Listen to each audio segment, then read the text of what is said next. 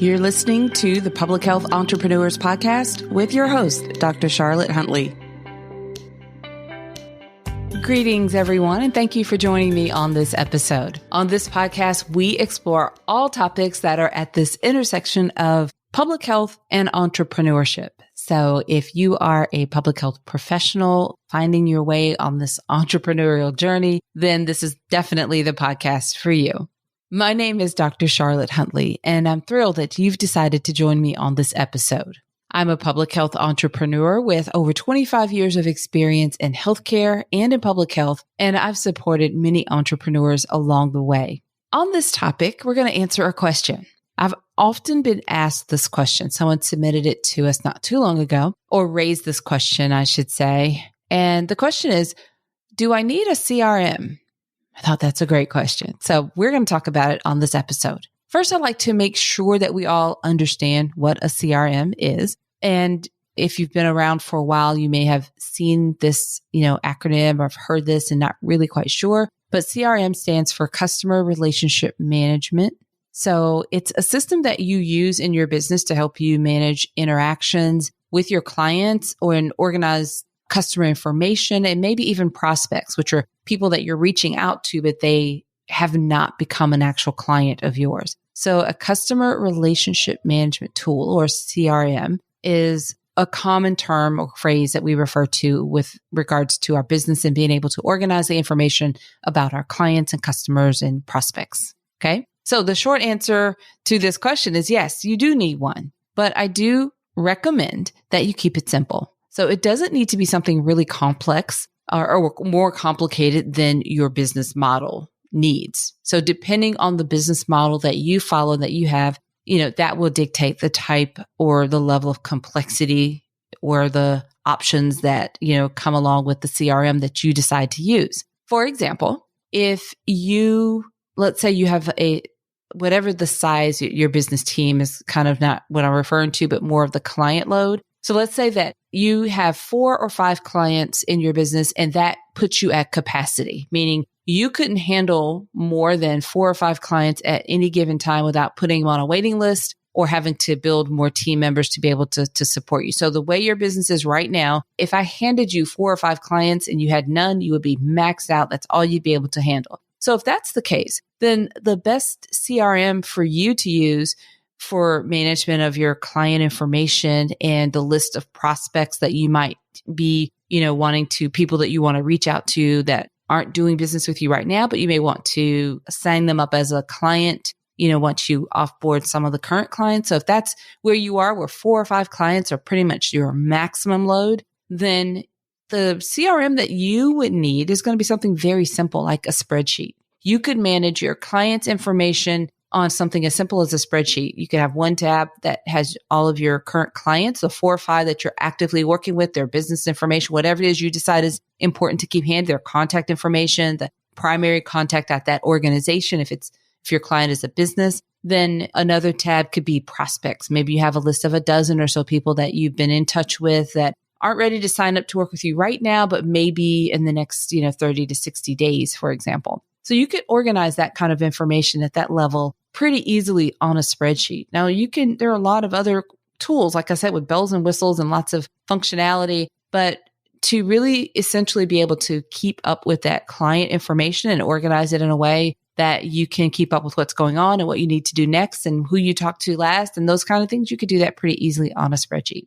Now, on the other hand, if you're selling, let's say, a low-priced on-demand online course, or a similar type of product where the price point is relatively low and you really need a lot of customers. So you might need 40 or 50 clients or even more.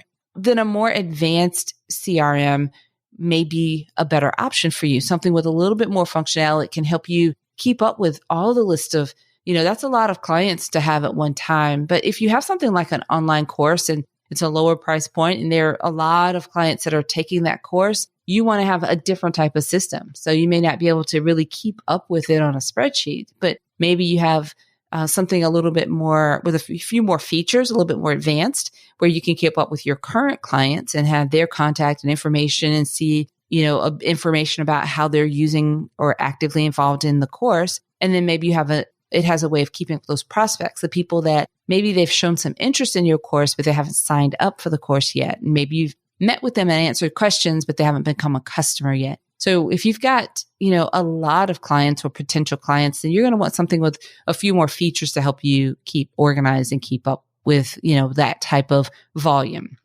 So those are just two of the things to keep in mind as you're thinking about a CRM. But again, if you're talking about just getting started or a few clients, or maybe you've been in business for a long time, but you still are you're maxed out at around 4 or 5 clients, which is perfectly fine. It's your business model, right?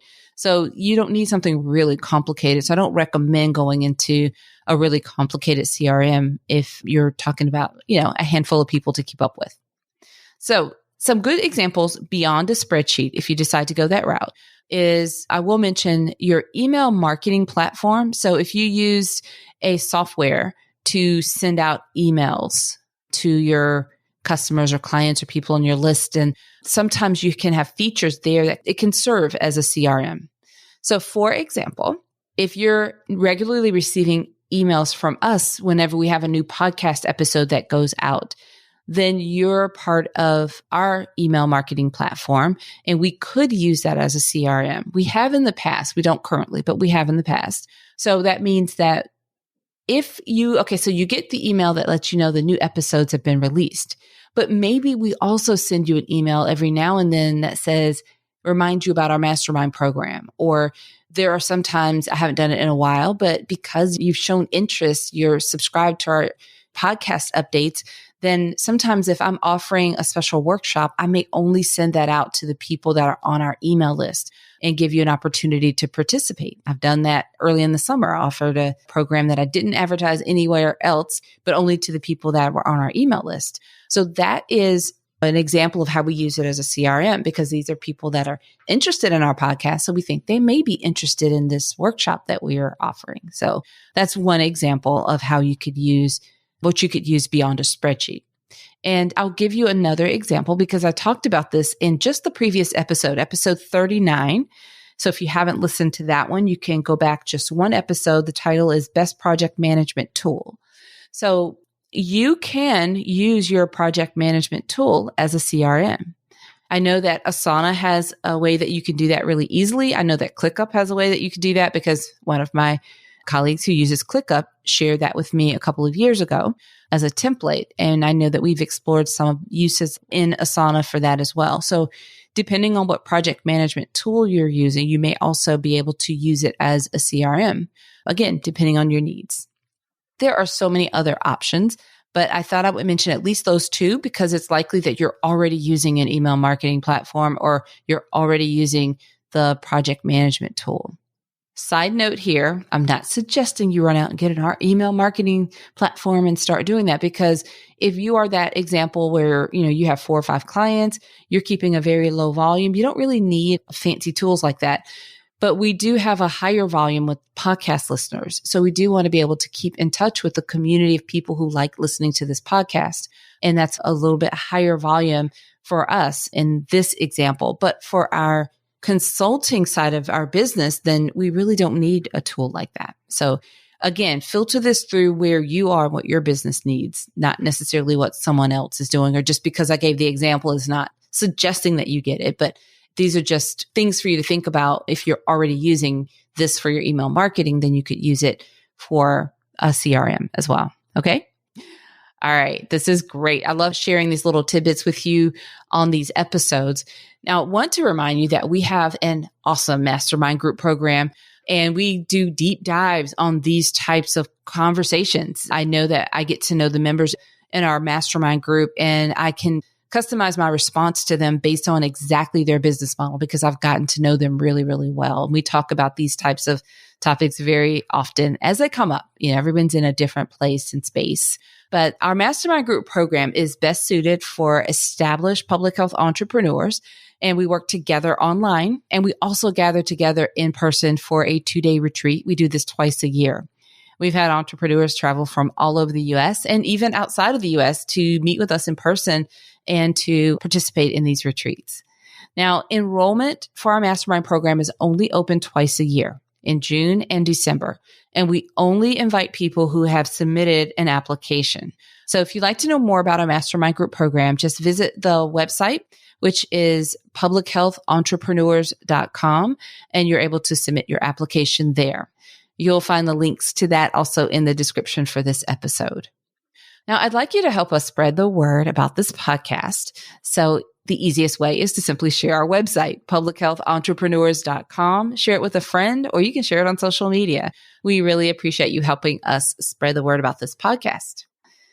All right, everyone. Until next time, have a fantastic rest of your day. Thank you for listening. Visit publichealthentrepreneurs.com to learn more.